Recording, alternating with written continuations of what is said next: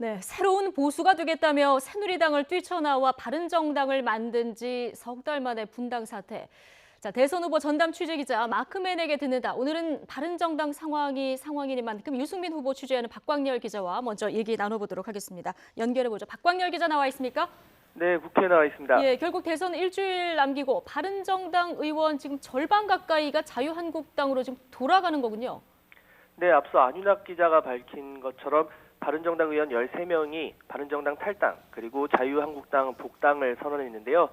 홍준표 후보의 승리를 위해 보수가 대통합해야 한다는 이유를 가장 크게 들었습니다. 보수 괴멸을 운운하는 친북 좌파 세력에 나라의 운명을 맡기면 미래가 없다는 겁니다. 예. 정치, 경제, 안보가 위급하고 중체대한 때입니다. 이러한 상황에서 보수의 대통합을 요구하는 국민적 여망을 외면할 수 없었습니다. 오늘 탈당 선언문을 대표로 읽은 홍문표 의원의 말을 들었는데요. 정리하면 이런 탈당한 의원들이 탈당의 이유로 드는 건 크게 두 가지 측면입니다. 첫 번째는 보수의 괴멸을 막기 위해 홍준표 후보에게로 뭉쳐야 한다는 선언문에 나온 공식 입장이고요. 또 입장문에는 없지만 또 하나의 요인이 있는데요. 의원들이 유승민 후보가 꿈꾸는 보수를 위해서 모든 걸 걸고 같이 갈 수 있는 그런 동기를 유승민 후보가 다른 의원들에게 구현을 해줬어야 하는데 그런 부분이 다소 부족했다는 겁니다. 대선 결과에 대한 책임 그리고 앞으로의 지방선거 비전 등 당이 나아가야 할 방향에 대한 동의를 구하는 그런 부분에 소홀했다는 지적이 나오고 있는데요. 하지만 본인들이 친박 세력으로 규정한 세력들이 거의 그대로 자유한국당에 남아있는 상황에서 이런 복귀 선언을 바라보는 시선이 호의적이지만은 않습니다. 그래서 친박 세력과의 공존이 가능하겠냐는 기자들의 질문에도 상당히 많은 부분이 개선됐다고 생각한다면서 세세하게 논란되는 것들이 있는데 대선 승리를 위해 다 지워내고 함께 결집해야 한다고 한국당 복당의 명분을 밝혔습니다. 이번 복당 인사 가운데는 바른정당 핵심 인사도 상당수 포함되어 있는데요. 최순실 국정농단 국조특위위원장이었던 김성태 의원을 비롯해 청문회 저격수로 이름을 알린 장제원, 황영철 의원, 그리고 박근혜 전 대통령 탄핵 소추위원장이었던 권성동 의원까지 탈당을 선언했습니다. 이로써 바른정당에는 19명의 의원이 남게 되면서 국회 교섭단체 지위도 잃게 됐습니다. 네. 유승민 후보에게 그리고 바른정당 지지층에게는 좀 충격이 있을 것 같은데요. 그런데 그동안 공동선대위원장인 김무성 의원도 대규모 집단 탈당 없다 이런 얘기를 해서 취재하는 취재 기자들도 좀 놀랐을 것 같습니다. 네, 그렇습니다. 대선 뒤면 몰라도 대선 전 이런 대규모 탈당은 출입기자 입장에서도 오랜 기간 지켜본 출입기자 입장에서도 다소 의외입니다. 예. 당내 폭넓은 지지 기반을 가진 김무성 의원 역시 지난 주말 기자들과 부산에서 식사를 했었는데요. 그때 대선 전 대규모 탈당은 없을 것이라고 단언했을 정도입니다. 그만큼 기자들이 예측한 것 이상으로 또 주변에서 예측한 것 이상으로 유승민 후보 측과 단일화 촉구 세력 사이에 감정의 골이 아주 깊었다고도 볼 수 있고요.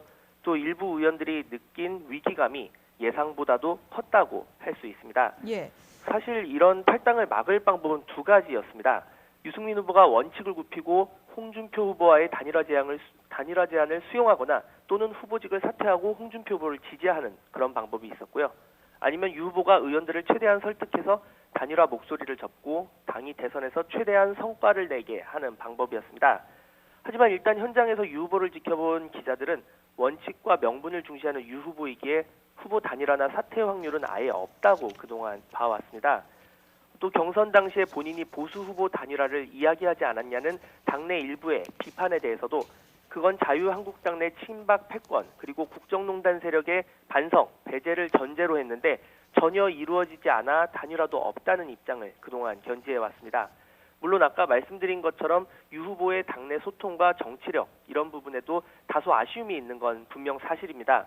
낮은 지지율의 의원들이 느끼는 불안감을 이해하고 도움을 구하기보다는 강경 대응 일변도로 어떻게 보면 감정의 골이 더욱더 깊어지는 그런 결과를 낳았습니다. 그래서 일부 중진급 의원은 당을 나가는 건 명분이 크지 않다. 하지만 대규모 탈당에는 유 후보의 책임이 상당 부분 있다. 이렇게 지적을 하기도 했습니다. 또 김무성 의원 등 지도부급 인사들 역시 갈등을 봉합하고 새로운 비전을 제시하지 못했다는 비판에서 자유롭지 못합니다. 일단 탈당 소식을 접한 유 후보는 본인이 부덕한 부분도 분명히 있다면서 책임을 일부 인정하고 있는데요. 앞으로 남은 의원의 추가 탈당을 막도록 최대한 노력할 부분이 있으면 노력하겠다고 덧붙였지만 그러면서도 바른정치라는 지금의 어려운 길을 가겠다는 신념에는 전혀 변함이 없다고 밝히고 있습니다. 예. 자, 뭐 다른 의원의 추가 탈당 가능성도 지금 제기가 되는 상황인데요. 이번 탈당 사태가 대선에 미치는 영향, 현장 취재 기자들은 지금 어떻게 분석합니까? 일단 정치권에는 다소 영향이 있을 것으로 보이는데요. 결국 대선인 만큼 국민의 선택을 받는 것인 만큼 국민들에게 이번 탈당이 어떤 식으로 받아들여지느냐가 가장 큰 관건이라고 볼 수가 있습니다. 바른정당 내에서도 일부 추가 탈당을 고민하는 의원들이 말씀하신 것처럼 있고요. 또 반면 그동안 유승민계로 분류되지 않았던 중립적 의원들 중에서도 이런 방식의 탈당은 옳지 않다 이런 입장이 있을 정도로 상당히 민감한 문제입니다. 결국은 명분의 싸움으로 보여지는데요. 좌파 정권 창출을 막고 또 보수 대통합을 위한 국민적 열망이라는 탈당의 이유가 설득력을 가질지 아니면 창당 100일도 채 안 돼서 낮은 지지율에 항복하고 한국당으로 유턴한 것이라는 시각이 국민들에게 더 지배적일지는 앞으로 지켜볼 문제입니다. 구체적으로 이미 두 후보에게 각각 마음을 두고 홍준표 후보를 지지해야지 또는 유승민 후보를 지지해야지 했던 핵심 지지층에게 미칠 영향은 다소 적다고 보이고요.